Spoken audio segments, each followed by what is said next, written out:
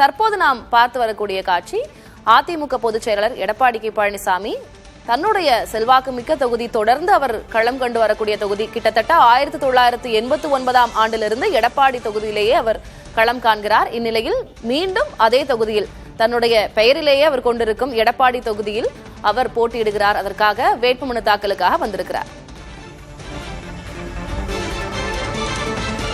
கூடுதல் விவரங்களை வழங்குவதற்காக செய்தியாளர் மோகன்ராஜ் இணைந்திருக்கிறார். மோகன்ராஜ், விவரம் என்ன? திலகவதி, சட்டமன்ற தேர்தல் 2026 ஒட்டி தனது சொந்த தொகுதியான எடப்பாடியில் 8வது முறையாக களம் இறங்கக்கூடிய அதிமுக பொதுச் செயலாளர் எடப்பாடி பழனிசாமி இன்னும் சற்று நேரத்தில் தனது வேட்புமனுவை தாக்கல் செய்ய இருக்கிறார். எடப்பாடி வட்டாட்சியர் அலுவலகத்தில் தனது வேட்புமனுவை தாக்கல் செய்வதற்காக தற்போது அவர் வந்திருக்கிறார். முன்னதாக எடப்பாடியில் தேர்தல் அலுவலகத்தையும் அவர் திறந்து வைத்திருக்கிறார். 8வது முறையாக வேட்புமனு தாக்கல் அப்படின்னு பார்த்தோம் அப்படின்னாக்கா, நீங்க குறிப்பிட்டது போல 1989ஆம் ஆண்டில் முதல் தேர்தலை, சட்டமன்ற தேர்தலை சந்திக்கிறார் எடப்பாடி பழனிசாமி. அப்போது அதிமுகவில் 2 அணிகள், ஜெயலலிதா அணி, ஜானகி அணி என 2 அணிகள் இருந்தன. அதில் சேவல் சின்னத்தில் போட்டியிட்டு வெற்றி பெற்றதன் காரணமாக அப்போதிருந்தே அடிமொழியாக எடப்பாடி பழனிசாமி என்று குறிப்பிடப்படக்கூடிய இவர் அதிமுக பொதுச் செயலாளராக தற்போது இருக்கிறார். செல்வாக்குமிக்க இந்த தொகுதியில் 8வது முறையாக களம் காணக்கூடிய இவர் கடந்த 1996 மற்றும் 2006 2 தேர்தல்களில் பாமக வேட்பாளர்கள் கணேசன் மற்றும் காவேரி ஆகியோரிடம் தோல்வி அடைந்திருக்கிறார். இருந்தபோதிலும் கூட கடந்த 3 தேர்தலாக ஹாட்ரிக் வெற்றியை பதிவு செய்திருக்கிறார். 2011, 2016, 2021 ஆகிய 3 தேர்தலிலும் ஹாட்ரிக் வெற்றியை பதிவு செய்திருக்கக்கூடிய எடப்பாடி பழனிசாமி தற்பொழுது மீண்டும் இதே தொகுதியில் போட்டியிடுவதற்காக மனு தாக்கல் செய்வதற்கு தற்பொழுது வருகை தந்திருக்கிறார். ஏற்கனவே நான் குறிப்பிட்டது போல எடப்பாடி பகுதியில் அதிமுக தேர்தல் அலுவலகத்தை திறந்து வைத்த பிறகு தொண்டர்கள் புடைசூழ கூட்டணி கட்சியினர் ஆதரவோடு எடப்பாடி வட்டாட்சியர் அலுவலகத்திற்கு தனது வேட்புமனுவை தாக்கல் செய்வதற்காக வந்திருக்கிறார்.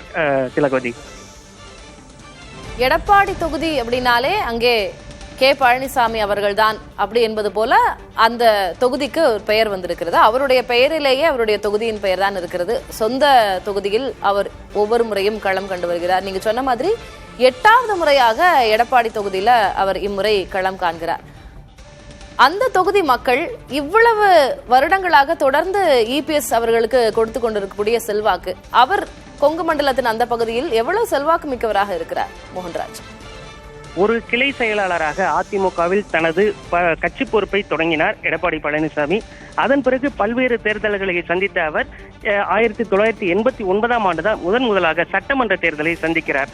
அதன் பிறகு 2 முறை தோல்வி அடைந்திருந்தாலும் 2011ஆம் ஆண்டு மீண்டும் அவர் இந்த தொகுதியில் வெற்றி பெற்ற பிறகு நெடுஞ்சாலைத்துறை அமைச்சரவையிலும் இடம்பெற்றார். தனக்கென அப்போதிருந்த அதிமுக பொதுச் செயலாளர் ஜெயலலிதாவிடம் தனி பெயர் எடுத்து அந்த ஐவர் குழு என்று சொல்லக்கூடிய அந்த குழுவிலும் இடம்பெற்றிருந்த எடப்பாடி பழனிசாமி நெடுஞ்சாலைத்துறை தொடர்ந்து இது குறித்துதான் பார்க்க இருக்கிறோம். எடப்பாடி பழனிசாமி எடப்பாடி தொகுதியில் வேட்புமனுவை இன்னும் சற்று நேரத்தில் தாக்கல் செய்ய இருக்கிறார். அதற்காக அவர் வந்து கொண்டிருக்கக்கூடிய காட்சிகளை பார்க்கிறோம்.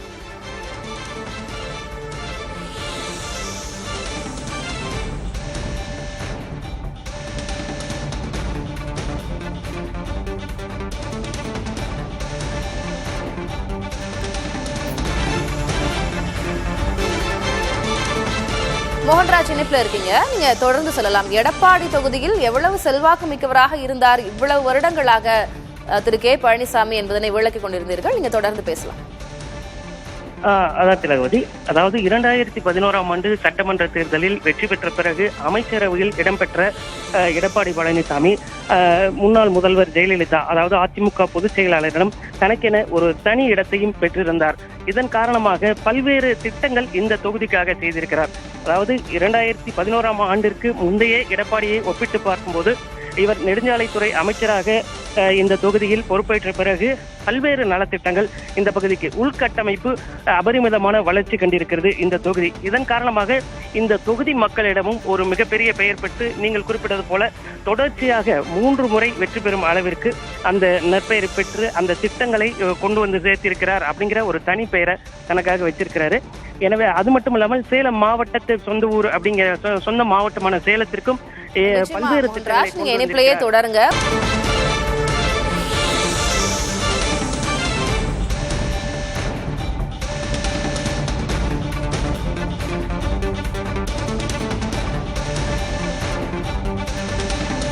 8வது முறையாக எடப்பாடி தொகுதியில் களம் காணும் கே பழனிசாமி தனது வேட்புமனுவை தாக்கல் செய்திருக்கிறார். இந்த முறையும் எடப்பாடி தொகுதியிலிருந்தே அவர் களம் காண்கிறார். இந்நிலையில் வேட்புமனு தாக்கலின் இறுதி நாளான இன்று அவர் தனது வேட்புமனுவை தாக்கல் செய்திருக்கிறார். காட்சிகளை பார்க்கிறோம்.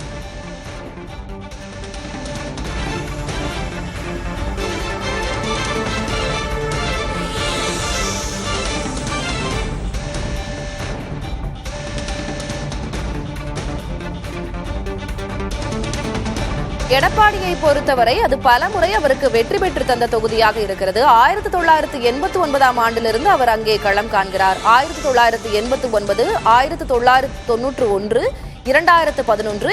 2016, 2021 ஆகிய இந்த 5 சட்டப்பேரவை தேர்தல்களிலும் அவர் வெற்றி பெற்றிருக்கிறார். எடப்பாடி தொகுதியிலிருந்து தற்போது மீண்டும் 2026லும் அங்கிருந்தே களம் காண்கிறார்.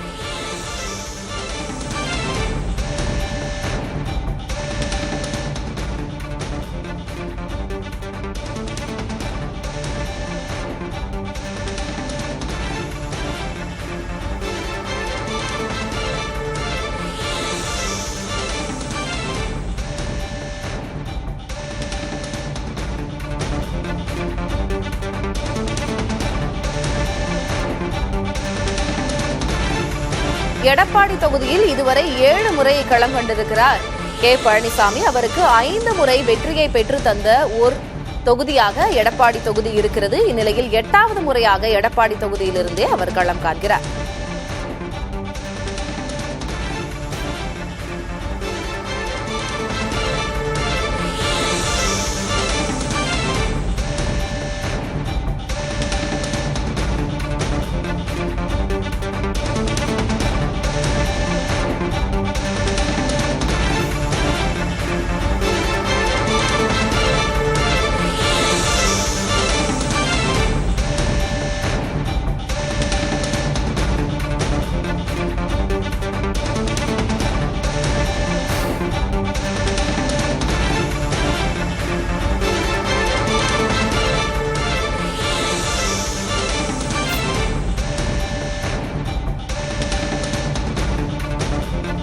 எடப்பாடி தொகுதியில் 8வது முறையாக போட்டியிடுகிறார் கே பழனிசாமி. தொடர்ந்து இது குறித்த விவரங்களை வழங்குவதற்காக செய்தியாளர் மோகன்ராஜ் இணைந்திருக்கிறார். மோகன்ராஜ், தற்போது நடந்து கொண்டிருக்கக்கூடிய நடைமுறை என்ன? வேட்புமனு தாக்கல் நடைபெறக்கூடிய காட்சிகளை பார்க்கிறோம். என்ன விவரம்? எடப்பாடி தொகுதியை பொறுத்தவரை இந்த தேர்தல் திருவிழா அப்படிங்கிறது இன்னைக்கு உண்மையிலேயே திருவிழா கோலம் பூண்டிருக்கு அப்படின்னே சொல்லலாம். எடப்பாடி நகர் பகுதி முழுவதும் அரசியல் கட்சியினரின் வாகனங்கள் அணிவகுத்து இருக்கக்கூடிய காரணத்தினால அங்க போக்குவரத்து நெரிசலும் ஏற்பட்டிருக்கிறது. இன்னைக்கு காரணம் பார்த்தோம் அப்படின்னாக்கா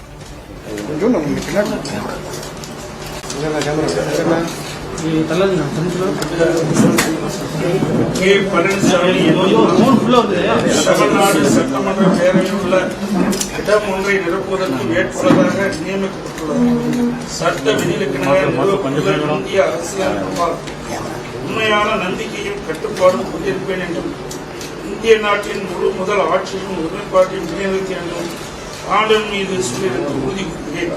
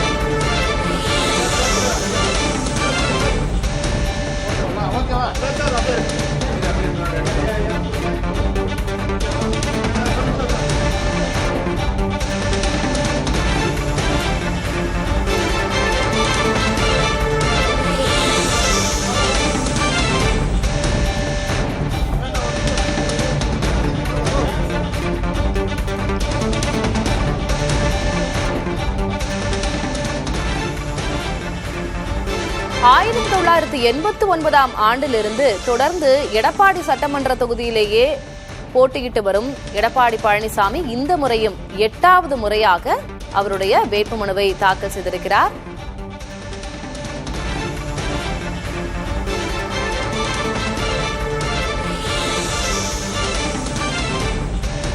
தமிழக சட்டப்பேரவை தேர்தலுக்கான வேட்புமனு தாக்கல் இன்றோடு நிறைவு பெறும் நிலையில் தமிழக அரசியலின் முக்கிய முகங்கள் பலர் இன்றைக்கு தங்களது வேட்புமனுவை தாக்கல் செய்கிறார்கள். அந்த வகையில் இந்த முறையும் எடப்பாடி தொகுதியிலேயே களம் காணும் அதிமுக பொதுச் செயலாளர் கே பழனிசாமி தனது வேட்புமனுவை தாக்கல் செய்திருக்கிறார்.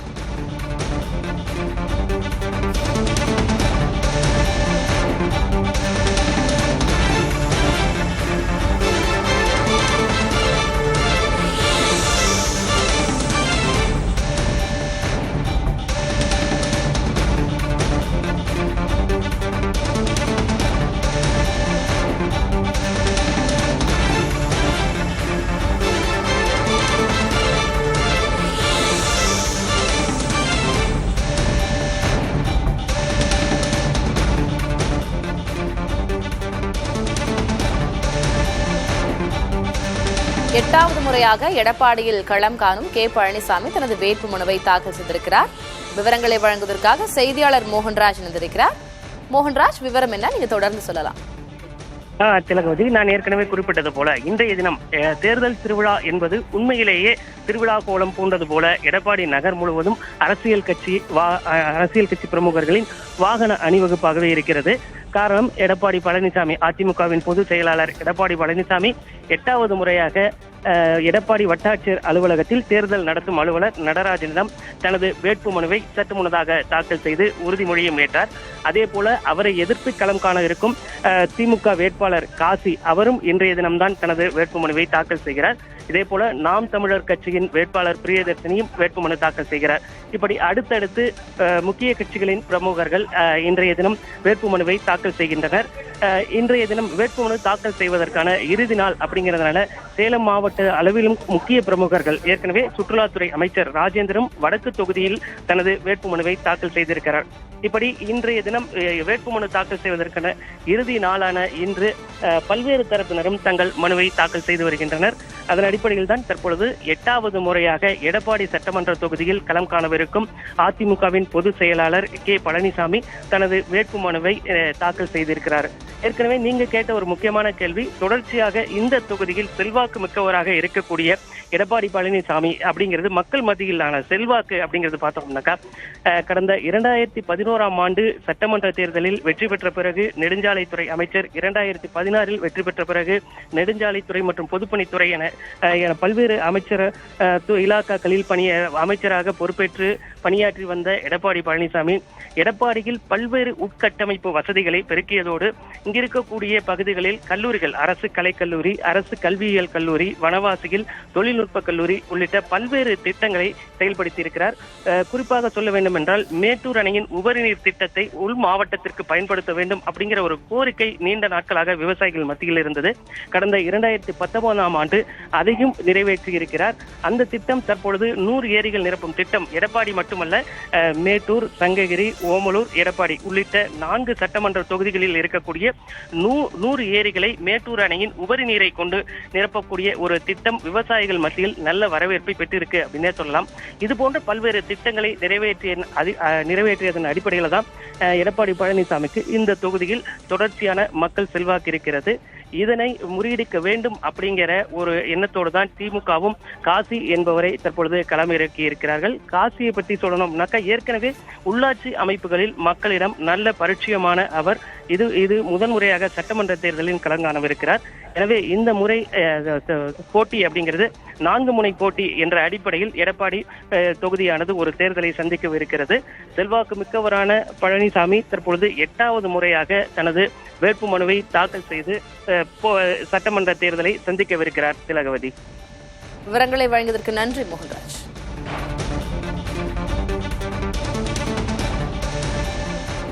வேட்புமனு தாக்கலின் இறுதி நாளான இன்று அரசியலின் முக்கிய முகங்கள் வேட்புமனு தாக்கல் செய்யும் காட்சிகளை பார்த்து வருகிறோம். எடப்பாடி பழனிசாமி தனது ஆஸ்தான தொகுதியான எடப்பாடி தொகுதியில் இந்த முறையும் 8வது முறையாக களம் காண்கிறார்.